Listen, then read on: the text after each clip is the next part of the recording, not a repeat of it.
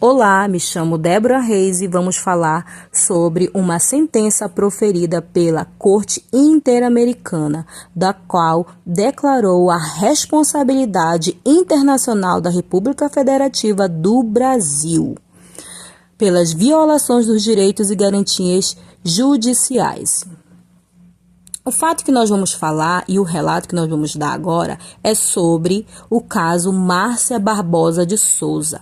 Márcia Barbosa de Souza era uma estudante afrodescendente de 20 anos de idade, em situação de pobreza, residente na cidade de Cajazeiras, localizado no interior do estado de Paraíba.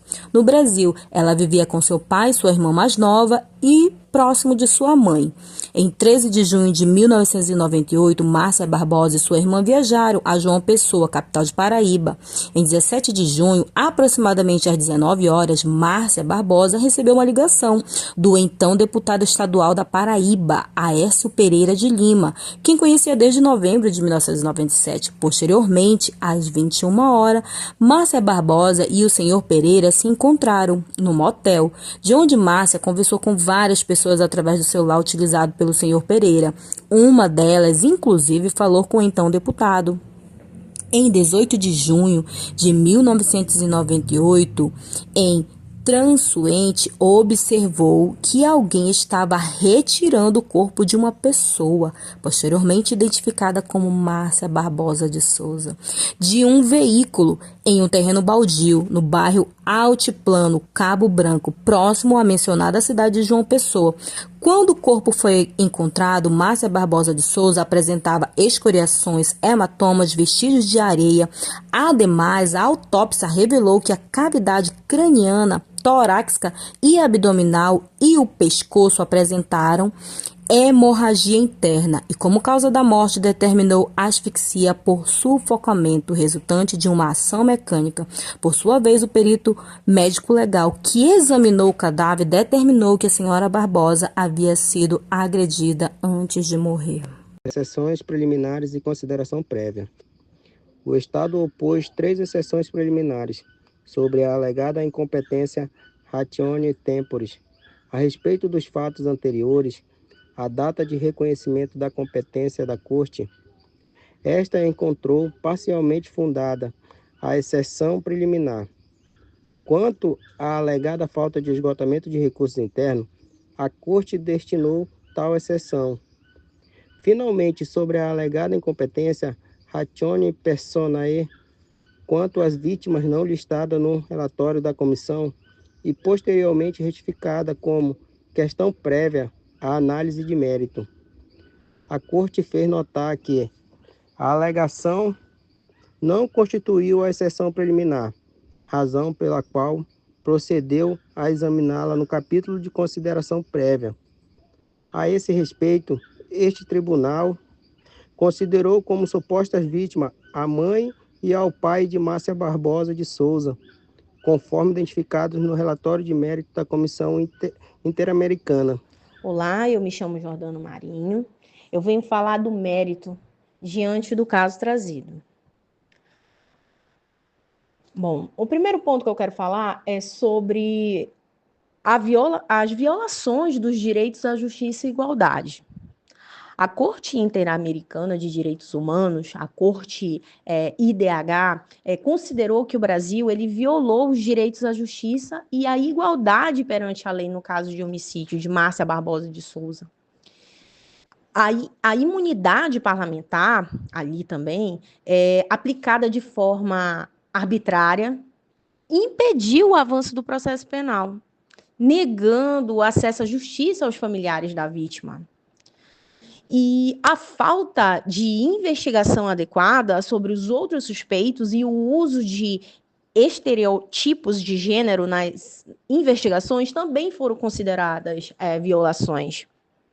E a demorada excessiva e a sensação de impunidade gerada pela falta de resposta judicial. Então, ali, agravando a situação dos familiares de Márcia Barbosa.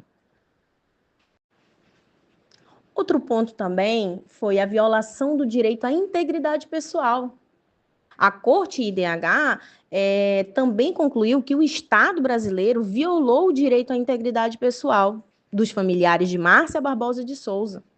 O sofrimento e a angústia causada pelo homicídio, pela atuação das autoridades, pela cobertura midiática e pela homenagem ao ex-deputado, foram considerações violações diante disso.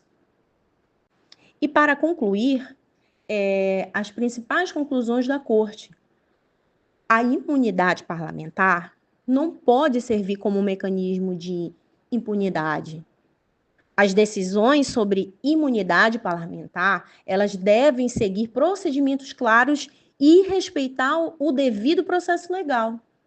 As investigações devem ser conduzidas com perspectivas de gênero e assim evitando estereotipos. O Estado, ele tem a obrigação de dar uma resposta judicial em um prazo razoável. Olá, boa noite. Eu me chamo Caroline Rocha e eu vou verbalizar a respeito das reparações do caso tratado.